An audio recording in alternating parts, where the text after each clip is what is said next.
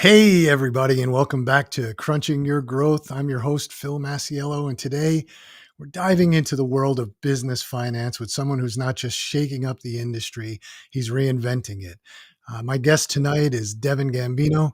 He's the founder and CEO of Lendefied, the first and only business lending marketplace that pairs every loan with fractional C suite executives. So that means when entrepreneurs secure funding, they also get the expertise to grow and scale with confidence. So we'll hear how Devin went from commercial real estate to helping over 1,000 businesses secure more than 100 million in funding, and why he believes the small business owners deserve the same strategic resources as the 1%. So this conversation is about more than money. It's about building smarter, stronger businesses. So let's get into it with Devin and hear his story, how he got started, why he got started, and how he can help entrepreneurs, small business owners to scale.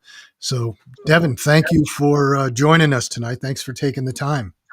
Phil, thanks for having me. I appreciate it. Yeah, my pleasure. My pleasure. It's an interesting business and an interesting story. So, Devin, take us back to what you did in the past and how you got to this point and why you decided to head into this channel of business. So, phenomenal starting point, and it really all starts with in Manhattan. There's multi-million dollar real estate buildings, and you go through as a commercial real estate broker, and you see the guy buying the building's got a CFO, a CSO, and his partner, and they're all walking through the building, and all of them are not really conversating. They're all very lackadaisical, very slow moving. You get downstairs to walk through the deli of this property, and I'm seeing the deli owner completely on by themselves, running the counter, making the sandwiches. They're doing everything by themselves, and then they got the landlord coming in and asking, oh, so how long have you been here, and are you happy with the space? And they're literally barely speak English sometimes, right? Some Right. of these places, and they're multitasking all this stuff, and I'm like, in my head, it takes years to be able to create this business model, but I knew from the time I was 19 years old there was a better way for the small business owners to get guidance that these millionaires were getting. I just couldn't figure out how they would be able to afford it and still have the business that I would run be profitable. And so what ends up happening is, and with many entrepreneurs, right, you have a goal or a dream, Sure. but to do whatever it is, you might have to start figuring out how to do something you had no idea what to do, and that was business lending. And I'm in commercial real estate. I have no idea what an underwriter thinks when he's looking at a file. And, but it's a funny thing because the business owners that get on the phone with me expect me to know that at 21 years old. I'm like, I have no idea what I'm talking about. And that led me to the second point. Online business lending is unregulated. And so everyone in this space, for the most part, is not licensed. So I figured out there were these two blanks. There was an unlicensed, underserved market that if that market were to be licensed, it would weed out a lot of the bad actors. Hmm. It would make my business stand out. The other piece of the puzzle is how do I learn business lending in a way that would allow me to do that as a company? And it took me 10 years, 10 solid years of working for other people. Right now, yes, you move up at companies, right? I was the chief marketing officer for another company that's in this business space that helped me learn how to market to these people, right? And then I was in finance 10 years, so I knew all the commercial real estate stuff behind what now with debt service coverage ratio and what do you need on business credit. So it all leads to how do small business owners afford it? Still no answer to that question. Well, I figured it out. If the business loan included access to the executive, then those 3 months where the executive's included could be the 3 months where they pay for themselves, whether it be an R&D tax credit, whether it be they employ a pixel to the website. So now a website visitor gets put into a CRM that can be marketed to. Right. There's no website traffic visitor, you know, place that they would be stored before. There's so many avenues of making money. I had a gentleman that does kitchens, remodels kitchens, kitchen bathroom remodeling. He says to me, Devin, I just don't have another way of making recurring revenue. I said, what are you talking about? Every bathroom you finish, every kitchen you finish is a lead for cabinetry company is a lead for a tile company, right? You just finished their kitchen, something else needs to be done. Sell the lead to whoever else needs to finish up what you didn't do. He sat on the phone and says, "Wow, that I didn't know there's a market for that." I said, "Think about it. Have you ever heard of Lending Tree? Right? What if they had no data? What are they worth? Right. The data is everything. So having the data be protected and spam callers is a real hard thing in this industry. You probably get spam called all the time from people trying to offer you money, Phil, right? Under I would assume, once in a while. Oh no, all the time, but we have pretty good protections on it. Nobody really has my phone number. They have the office number, and that's, you know, if we can see exactly who's calling. And but you're 100% right. Between that, LinkedIn and email, probably, well, there's two things that happen every day. One is people trying to lend us money, and two, people that want to put us together with somebody who wants to acquire a business, which I continually say, I don't want to sell it. What you find out pretty quickly is if you're willing to sell your business, it's because your business is valuable. It's making money. What ends up happening a lot of times is the businesses that are calling you to try and sell your business either want to charge you a fee to list it, Sure, or they're going to just sell you as a lead if you say no to listing it. sure. And now you're getting calls from business lending. So what I was saying to the point of, you probably get called all the time is this space, this business lending space, the people that lend money, if you think about it, if you stop borrowing money from the person that you just got it from, what happens to their business model? It If I collapses. stop borrowing money, If you stop borrowing money from let's say you borrowed money from the last guy that called you and right? then never borrow again, what happens to his business model? No, it's just going to dry up. It's going to dry up. What kind of business should thrive based on the need for a customer to continue to borrow money again and again and again? It's a terrible business model. And there's a reason why people are not getting the guidance and support. It's because they're not certified to do business loans. They didn't go to school for this. Right, So, and why teach people to better the business, right? So there's a divide because we don't want you to get an SBA loan where you might get 10 years on the term line. But right, business owners just, if they were to go to even just Dun and Bradstreet, make a Duns number, go to Experian BIN, get an Experian BIN number assigned. These are all free, and then go apply for a loan. Then now you will take away the excuse from the underwriter of, well, you don't have an Experian BIN number, or oh, you right, don't have a Duns number. You want to minimize the reasons why you would be potentially looked at as a higher risk applicant. right, right. So you essentially you walk small business owners through that whole process to get them, help them get funded. Help them get funded, but a lot of the time also to, I would say, help them use the funding because what will end up happening is, and you know what? I'm going to roll over the board here and I'm going to provide a real example for you. This customer took $150,000. Right? You're going to love this. At $23.87 a month. Okay. So if we're at $23.87 a month in payments,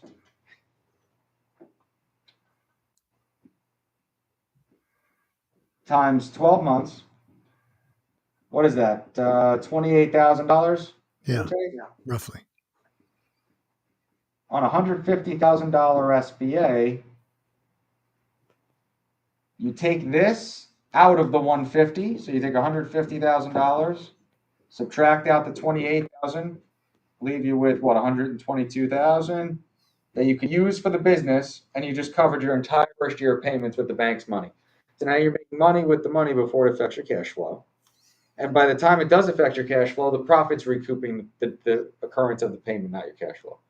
And to take it a step further, all the expenses that you had during that 12-month period spending that money will have been realized in tax benefit by the time the payments affect you as well. Right? So having somebody give you the money, then show you how to use it and say, but don't go spend it right away because Ramp by Visa will approve you for 17 to 33% of what you have in the bank. So if I give you a $150,000 SBA loan and you have $20,000 in the bank, then now you have $170,000 in the bank. And Ramp by Visa can give you call it 17 to 33% of that on a line of credit. So they're going to give you 40,000 on a line of credit, 0% interest, net 30 payment terms. So use the money to leverage more money that's 0% interest before you go spending the money that has interest on it.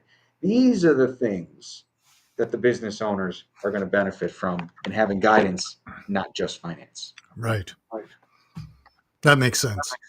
That makes sense because, we, in addition to Crunch Growth, which is an agency, in addition to helping businesses scale through that, I also do coaching, and I coach entrepreneurs and small business owners. And they always say the first thing they say is, I need money. I need to raise money. And you go, well, what do you need the money for? Like, what are you going to do with the money when you get it? Let's say that I gave you, how much do you need? Well, I need $200,000. What are you going to use the money for? Well, inventory. Inventory to do what? To sell? I mean, so you have sales backed up? Well, not yet. I need the inventory to get the sales. Well, how about if we get the sales first? Because then we can finance the inventory with the sales. So how about if we do it the opposite way? But you're 100% right. Half of them know they need money. They don't know what to do with the money when they get it or how to use it appropriately because a lot of times they'll get money and then they need money again in 6 months because they didn't do the right thing with the money that they got the first time. So I understand exactly what you're saying. Exactly it. And it's the flip side of the coin too. It's not just the money. Sometimes somebody will say, Devin, I want money so I can start my email marketing. But they don't realize I can't just email market out of my domain. No, because then you're going to blacklist your domain and your email's not going to work. And then what are you going to do? Also, I got to buy one more domain. Well, no, because then what if that one stops working? You got to buy like 9 and rotate them so they don't get blacklisted. People don't know. And so they spend for failure to learn, is what I call it. Yeah. And if you have guidance and support from those that are around you that maybe have gone through that failure already, they can tell you, hey, don't step there because it's going to hurt when you twist your ankle. I'm telling you, that spot right there is going to twist your ankle. It's helpful. Yeah. Yeah, I agree with you 100%. But I think these sometimes business owners don't have that all the time. yeah, I think sometimes the guidance may be more impactful than the money. Sometimes depends on how much spend there's going to be. I had a gentleman the other day wanted to spend money on inventory, and he said to me, Devin, my price break 20% better. I said, yeah, but when does the price break start? He said, I only need to spend $100,000 to get the price break. I said, then why are we spending 200? He didn't have an answer. He said, that's a great point, Devin. Let's just spend 100 because I'm not going to make any more money getting it. It's always sometimes, like you should never go to the store when you're hungry. If you go food shopping, you should never go borrow money when you're having this dream in your head that everything's going to work out perfectly because you got to pretend like it's not. Oh, you're preaching to the choir on that one. I can tell you a million stories from my own businesses where I made that mistake. And, it just didn't, it never turns out right. But you're 100% right. Never borrow money or even raise capital from outside investors when you're really desperate for it because you make bad decisions. 100%. And the investors that go and give you the money will sometimes be very patient and understanding in how to get their return. So people think an investor is the way to go. The investor's going to want their returns back too. It's just going to be a little longer of a wait than a bank, but they're going to want their money back too. Well, that's a whole different world. Because I do coach a lot of entrepreneurs. It's like a badge of honor. They want to go out and raise money from structured capital, private equity, VCs, whatever. And I tell them the story all the time about this is going back about 20 years. We had a business in Washington, D.C., and we raised $11 million. And it was an A round, and it came in the form of preferred shares with a coupon for common, right? And when you're going through it, you feel all puffy chested, like, wow, I just raised $1 million. We're going to be able to go out and open up more stores, and we're really going to be able to grow. And then 3 years down the road, 4 years down the road, you sell the business, and you're sitting there with a guy that now you're writing a check to to buy back to pay off the preferred shares, which carried an interest coupon, which also carried a warrant for the common shares. So essentially, it was a very expensive long-term loan. And Yep. that's how I like to explain it to people. It's a very expensive long-term loan. And young entrepreneurs, like I said, it's almost a badge of honor. These guys are walking around, they're dying to raise a ton of money. And you sit there going, I don't think you understand the implications of raising. Everything costs, right? Money is expensive. I don't care how you get it. Money's expensive. And you have to think about other ways to get that capital. And again, I'm not an expert in everything, so don't go making jokes now that, oh, geez, this guy really is going to get into this now too. But it's something called the infinite banking concept. Have you heard of this before? No, No kidding. You're going to learn. maybe. I don't know. Maybe I heard about it in a different way. You probably have. The infinite banking concept is basically a way of having a wholly paid life insurance policy, right? So you have a wholly paid insurance policy. Just write up the word. And let's say the value of the policy is $45,000 you're putting into it every year. So you put in $45,000 year one, and it gains at 6.87% in the market, right? Give or take. So by year two, you got 95, let's call it. Then year three, you got, I don't know, let's just call it 155. By year four, you got $210,000 in here, even though you really should only have, call it 180, because of the compounding interest benefit, Sure. right? About year, the money's building at 6.87. Well, what if I told you at year four, you could borrow against this? And when you borrow against it, the rate that they're going to charge you is less than market gains that it's paying you every year. Well, now it's free money. And now what if I told you in your older years, you could borrow against this for income? And is it income? No. And you make payments. Who are you making payments really to, technically? Yourself. Yourself. This is the infinite banking concept. This is how you become your own bank. When I give somebody enough money on a loan that they have enough room to do this, I do this. Yeah, that's a great The loan concept. pays for itself if it's an SBA loan. Sure. Yeah, it's a great concept. So there's a lot of ways to get creative in the market, and there is a fear that I don't want to apply for debt. Well, if you use the right debt, for example, Grant by Visa 0% interest. There's SBA loans at 8.7% or 9.25. Ramp pays you 4.25 to leave the money sitting there. So if they pay you 4.25 to set the money in their account with their business bank account system, and they pay you 1.5% for usage, if you were to put the entire SBA loan through Ramp on spend, you practically ate it out on cost, and we're not even talking the tax benefit of the write-off of the interest. Right. It's how you use it, and there's so many ways to still beat the market and get 3% money like there was in 2019. It's not gone. You just got to get more creative. Right. That's true. That's true. That's true. Yeah, it's amazing. I could see where a small business owner would need Lendefied because they don't know those things and they're not going to know those things. I barely know. I have a master's in finance and I barely know half the items that go on.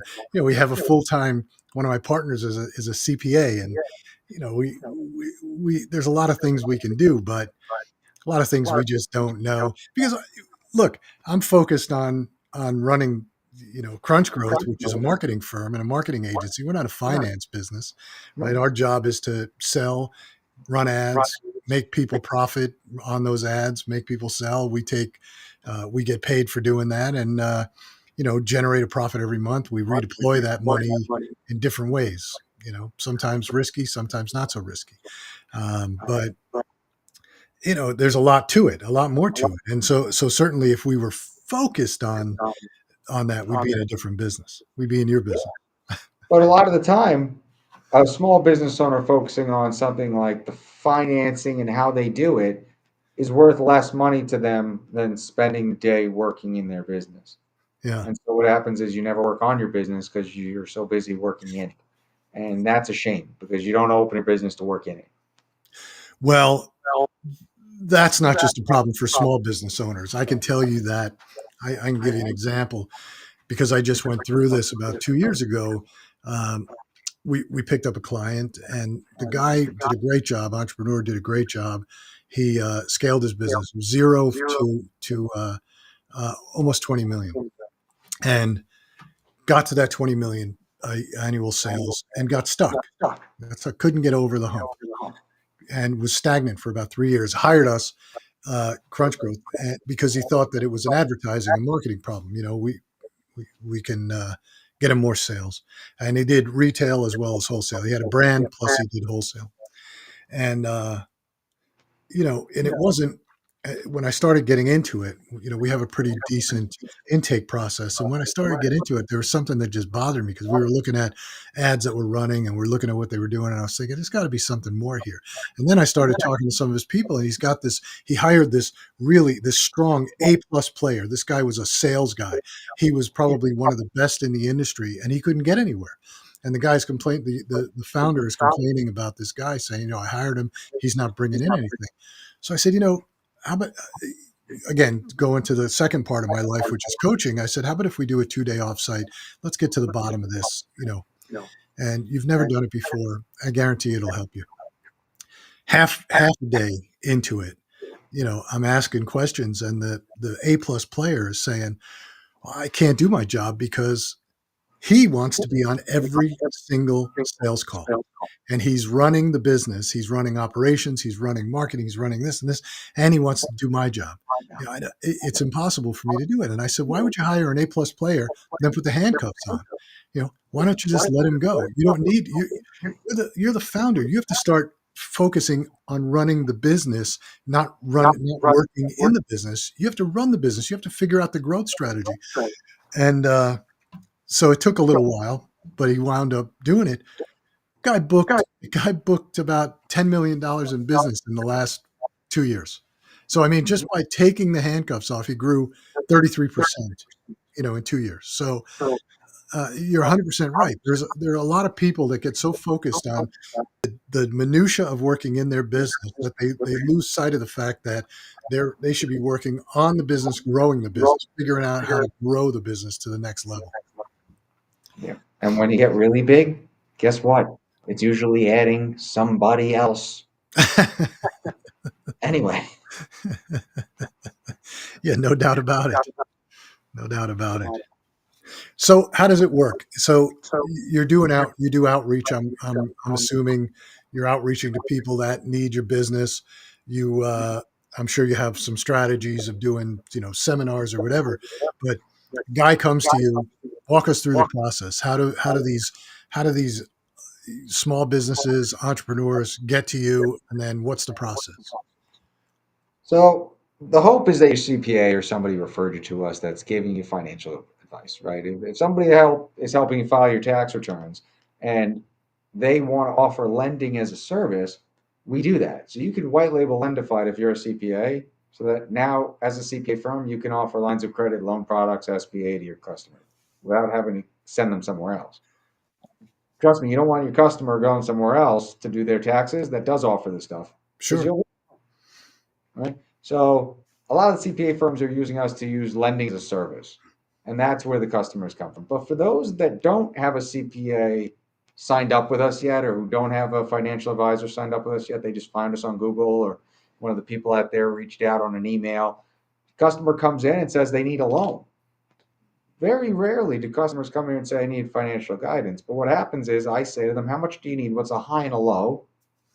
Well, my executives, and the executives will get an answer. It's usually say 50 to 100,000. And we'll say, okay, well, what can you do with 100 that you can't do with 50? Because we got to diversify what you can do and what you can't do with each amount. Then we have to figure out, in our opinion, is it more important for us to push for 100 or is it more important for us to push for 50? Because every business owner's first loan with us is going to be more expensive than their next loan every single time. 95% of the time, I'll say, actually. Don't want to bucket everybody together. But very rarely is anybody perfect. And if I pull your business credit and I see that I can add 5 or 6 trade lines and that'll raise the score. Now your E-Trans score is higher. I would want to do that first. So when people end up saying to me, Devin, I need 50 to 100,000, I say, okay, well, can you get away with 50 on this line of credit, with example ramp by Visa, let's say, and then now move to something else in 30 days, 60 days after this, some credit, and then we'll move you into this, right? There's a slow progression that I find myself more and more recommending, but the small business owners right now today, of course, want everything right now immediately. And so what you Right. have is this uh, unfortunate situation where they'll use their personal credit cards. You probably run into this. You've seen this. Oh, absolutely. Yeah, it's a thing. At Business owners 18% interest. business, so they go use their personal credit cards. But maybe you're under 2 years old, so that was what you did. But now what happens is you just used all your personal credit cards. So now when you go get a business loan in 2 years, they say you're over leveraged.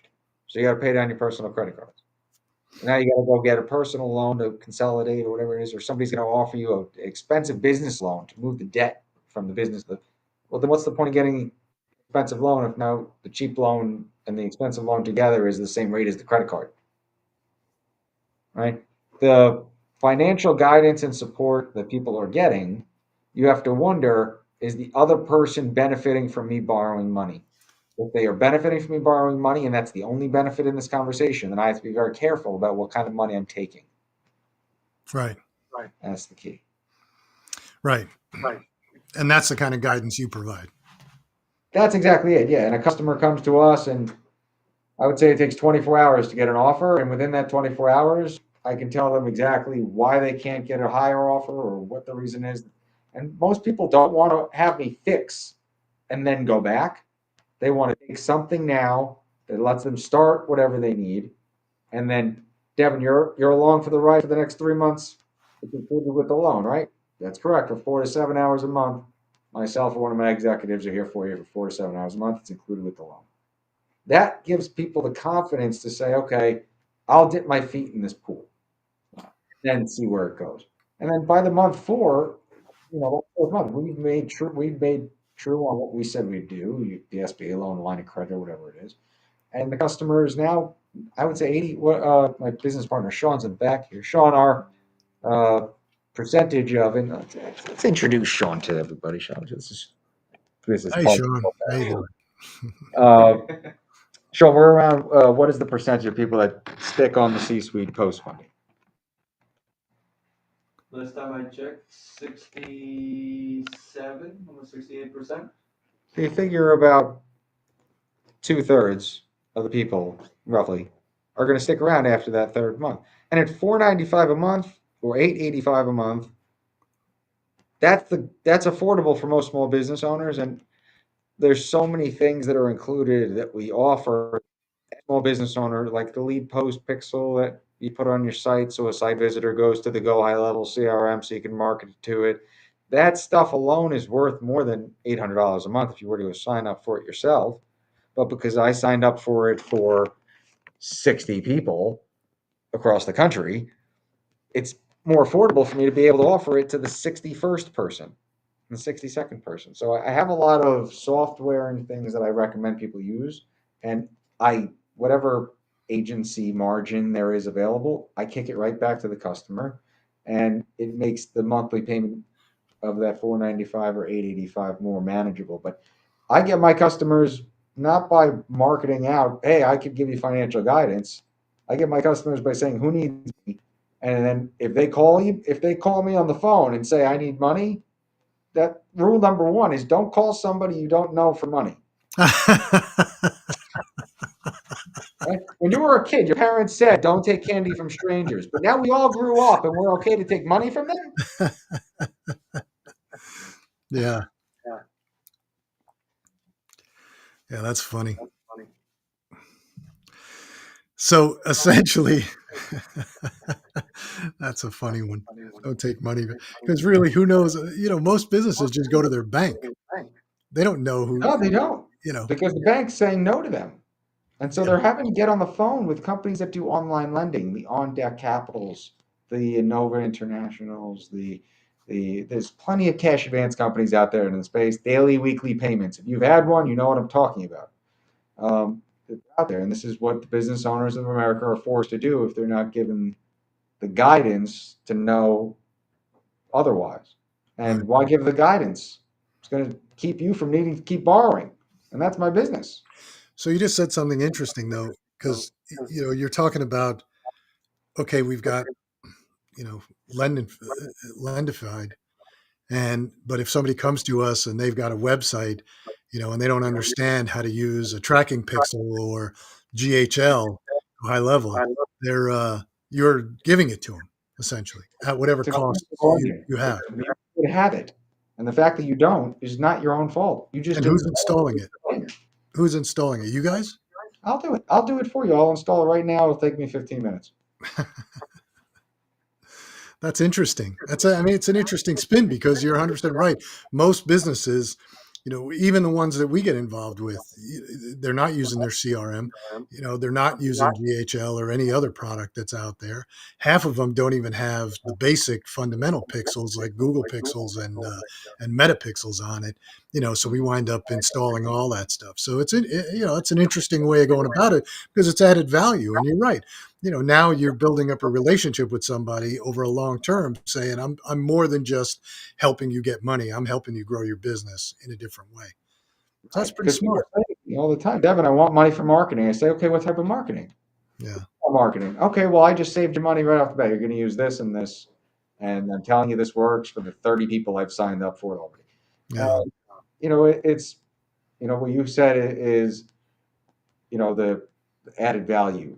That's the key because the business model of business loan brokers, right? That business model is going to go away, and it's the AI and the automation and this it's all that's going to do it, right? Middlemen, when technology grows, usually get eaten out, right? For some parts of it, and so business loan brokers in America that are all make business loan brokers make the loan more expensive for the small business owner. Sure. The tariffs that we're getting and everything else are already doing that. We don't need the rates to be increased by a middleman broker. So companies like mine that come up and say, okay, well, I won't get paid by the bank. I'll get paid by you from maybe an origination fee on the loan side, but I won't get paid by the bank.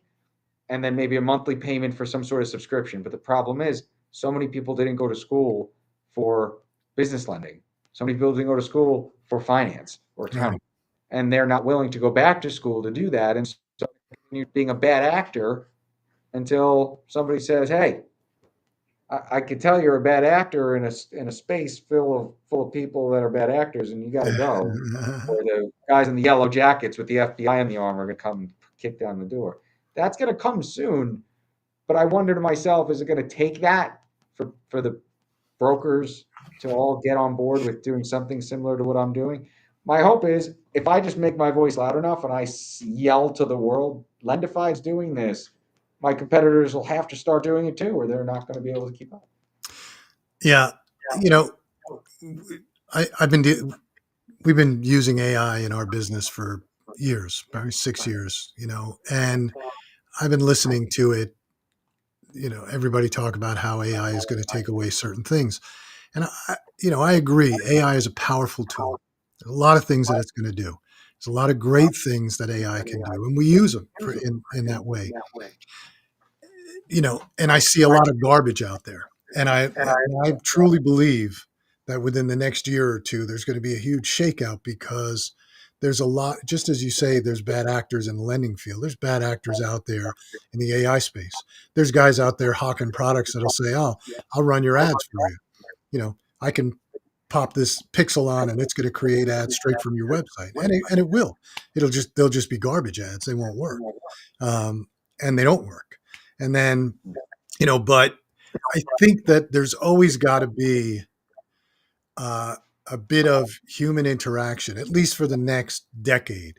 There's going to be a little bit of human interaction in between AI and the business in every in every business because AI is permeating everything. And yes, AI can make decisions, but you need checks and balances. And I think that um, you know, it's going to be really difficult when you think about how you would use AI in a lending situation between a borrower and a bank. They're going to put the information in and it's going to give them a split second response based on a certain number of factors that may or may not be right. So people like you who can take that information and maybe spin it in a different way are still going to be valuable, I think. Yes, yes, but not at the scale that like the Lendios of the country are multi-billion dollar potentially organizations in 2019 to now. What you're saying to the point of like an AI, yeah, those companies will be around, but the amount of staff that are needed Oh, internal yeah. will Yeah. be less. And so what's going to happen is there's going to be an influx of people in the labor market that used to be business loan brokers who for the last 12, 15 years got away with being a bad actor on the phone, and now they're trying to hawk some sort of maybe high expensive mortgage next, right? But we need to get those people out of the space first so that the space can become respected again. Because right now, if you say to people, I offer money over the phone, they're like, oh, you're one of those daily or weekly payment guys that are loan sharks. I know who you are. And that's not the case because SBA loans from Cadence Bank all the way to First Bank of the Lake will give you a loan at 8.25%, 9%. It's just that you got to go to people that care to do those loans for you. Yeah, yeah. No, I understand what you're saying, but look, it's an interesting business, and I think you've done a great job of building it and scaling it, and I think it's a valuable asset because I don't hear. I'll be honest with you, we deal with you know different size businesses from startups all the way up to the Fortune 500 or Fortune 100, and everybody needs working capital at any given time. Everybody needs working capital.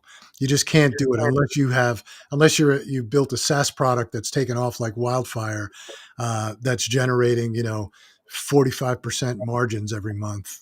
Everybody needs capital, and so but you know I've said this to everybody, and I talked to you a little bit before about coaching people on raising capital. And after my own personal experience, the first time I walked you through that A round. And after that, I said, I'll never do this again. I'll never take money like this again. And I never did. And in the future, when I needed capital, which I did for a beauty brand that we started, and then a shaving company we started, I decided that I would look at more strategic capital, people that could offer us capital, but also offer us a way to help build the business. So, for example, we had the number two razor company in the world that was our partner in the shaving business. They provided capital, but more importantly, they provided us with an understanding of the market and could help us escalate and scale quickly. On the in the beauty business, we made our manufacturer the partner because we needed them to basically produce product that we couldn't pay for until we sold it. There you go. So, Exactly. so I mean, to the point of having a lending partner or somebody who's adding value. That's my point. Is that becomes more valuable than just somebody handing out or helping you get capital. Yeah, no, it's the guidance, it's the support, and it also from time to time is the option of capital because what a lot of people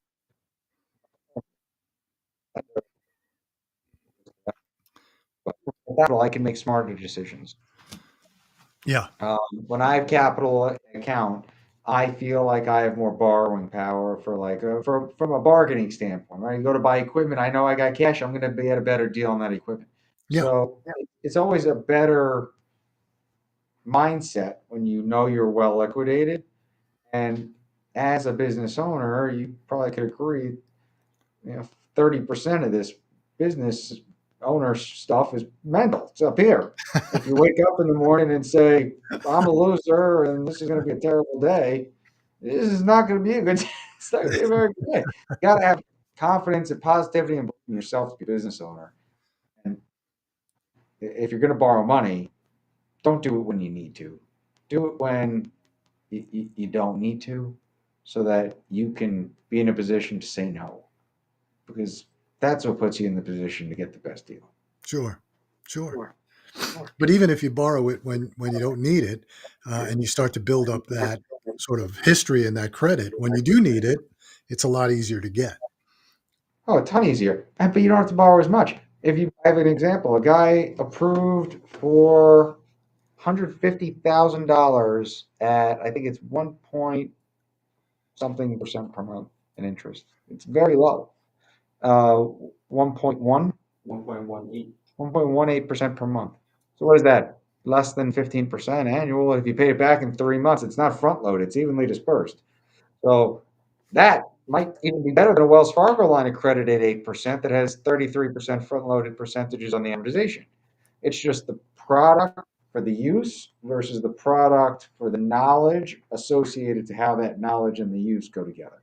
Right. Some people borrow money on a loan or a line of credit, and it's to fix a piece of equipment that went down, fine. But if you're going to go buy another piece of equipment, why not do it over 5 years, put 20% down on the asset and collateralize it? Why buy 100% of the value of the asset now when you get the depreciation of it anyway, no matter how you buy it? Yeah. Yeah. I think it's great. I think it's a great business. I think it's a much needed business. So, people watching the show, small business owners, young entrepreneurs, guys that have business, they've got revenue coming in, they're doing, say, between a half a million and 2 million a year in sales. They need a little capital at every once in a while. They go to Lendefied. Go to Lendefied, go to signup.lendefied.com if you want to learn what happens aside from just doing lending. What else are these guys about? That's the site for you to go to. If you want to know, if I need a loan, I need a line of credit, and I need it quick, you go to lendify.com, hit the match lenders button. I'll match you to a lender in 24 hours. That's the easy part of the business. Right? If you need money, that's the way we can do that. But once you get the money, I think that there's a route to why you need money in 24 to 48 hours. We're going to figure out what that is, and we're going to, yeah, money. So how does that work? How does that work? You somebody comes up and signs up. Let's say that they get money in 24 to 48 hours, you get them approved. Then what? You've got people on staff that are going to call these guys and say, let's get to the root of it. You're gonna do some sort of You're going to get hours of dedicated representatives time on my floor. 4 to 7 hours of either a mixture of my time, could be a mixture of my CSO James's time, it could be a mixture of people, but it's all going to equal 4 to 7 hours. It's tracked through Harvest. The time works, harvest.com. So you get a report, shows you all the hours spent from these executives on to dues. But an example would be I have a doctor's office. He's a um, eczema doctor, a dermatologist, and he's buying a $500,000 laser machine for eczema. And he says to me, Devin, I want to buy this big machine. I said, but you don't need to buy it right now. He goes, no, I don't need it because the winter comes and that's when eczema flares up. I don't need it right this second. Okay, no problem. So why don't we look to be 20% liquid by December to get the down payment for that, right? He wanted the equipment in December, so he came to me now. Proactive, number one, awesome, aces. Then we were able to figure out, well, how are we going to get to that 20,000, 20%, or say liquid on a 500,000 piece of equipment? How are we going to get $100,000 saved between now and December? Well, from September to October, we're going to implement this and this. Tell me about some of the bottlenecks that are in his business. It's me, well, Devin, a lot of the bottlenecks are my appointment setters on the front end that make my appointments. There was a little bit of a gap in time that there should have been coverage where I needed more people, and I probably needed that on the weekends, but I would staff evenly throughout the week. I needed the weekends to be where I'm calling people that missed their appointments to schedule them on the week. And so I realized that's the bottleneck is people don't answer the phone during the week if they miss their appointment. They answer on the weekend. So I need to get more people in the call center to schedule. I said, you found the bottleneck. Let's figure out how much we need to dedicate to the bottleneck. Then we figured out the next thing was the system he was using was HubSpot, which is a phenomenal system, but it's very techy. Yeah. And he really didn't understand how to use all of it. And I said, do you want to take a HubSpot course? And he said, no. I said, then we're not going to keep using HubSpot because you using something you don't know how to use just because you may be too prideful to admit that you don't know how to use it and you're not going to want to learn, right? And we agreed there was a mistake. He switched CRMs, and now he realized, wow, the CRM I'm using gives me analytics into everything. It tells me how many leads I've got, what the conversion rate is, and it tells me if they're coming back and a returning customer. I said, yeah, because you're using the CRM the way that HubSpot could have done all this, but you just weren't using it. It wasn't as simple as this one is. So it's finding the bottlenecks and then identifying the solution to the bottleneck. And the beautiful thing is, I've probably been introduced to, I would say, every possible bottleneck. And so I have a really good radar to say, okay, I've seen this before. Where have I seen this before? Oh, that's right. The website didn't have a privacy policy or a terms and conditions page. That's why Google's not crawling it. Guaranteed. Go check. That's what it is. You run into things in the past, you know what to look for again. Yeah. Yeah, exactly. All right. That's great. Well, any closing remarks? We're almost out of time. Any great things? Small business owners, you're not alone. If you feel like you're working in your business more than you should be, then let's figure out why. Yes, you might need money to fix it, but how do we spend money? Let's figure that out together. Right. I see you have a little award back there. What was that for? Oh, we got a couple of them, so I don't like to brag too much. But Bragging is good. Featured on the top 100 magazine cover. Wrote this with Kevin Harrington from to send people that were declined so they could know what is what's the benefit of a holding company, ramp by Visa, or what's the benefit of using ramp by Visa, mixing personal and business credit, right? Because if people are calling you on the phone, and Lendefied said I can't help you, you answer the phone for the next guy. If you don't have this, you're not going to. You might fall for his lies that he's trying to sell you, right? Right. Having this, you could weed out the BS. So we were sending that out to people for a while. We were awarded best concept, best in business for bestcompany.com. We're ranked number 1 on best company. So listen, there's a ton of things that we do well, and I trust people will find all of this on their own online, right? I mean, you have to look up, you look up Lendefied, and then it pops up that we're the real deal. We're verified as an outsourced CFO, so you're in good hands. No matter if you're a CPA and you're sending a client here, or if you're a client that needs lending, you're in good hands. So now they know you. So now they wouldn't be borrowing money from somebody they don't know. There you go. Not strangers anymore. And especially if I'm the guy who's talking to you, you're going to get the same rolled over whiteboard that we just got here. Roll over on a Google Meet. We're going to break down whatever's going on. That's great. That's great. Well, I really enjoyed it. And that's a wrap on today's episode of Crunching Your Growth. Devin Gambino and Lendefied are proof that innovation doesn't just mean new technology, it means new ways of thinking about how we empower entrepreneurs. By combining capital with strategic expertise, Lendefied is giving business owners the tools to grow, thrive, and sustain long-term success. So it's not just about the money, it's about the added value. So thanks, Devin, for joining us. And thanks for tuning in to Crunching Your Growth. Don't forget to subscribe so you don't miss more conversations with founders who are changing the way we build and scale businesses. So until next time, keep pushing forward and keep growing. And don't forget to subscribe, like, and share. Thanks, and until next time, thanks, Devin, for taking the time to come on. Thank you.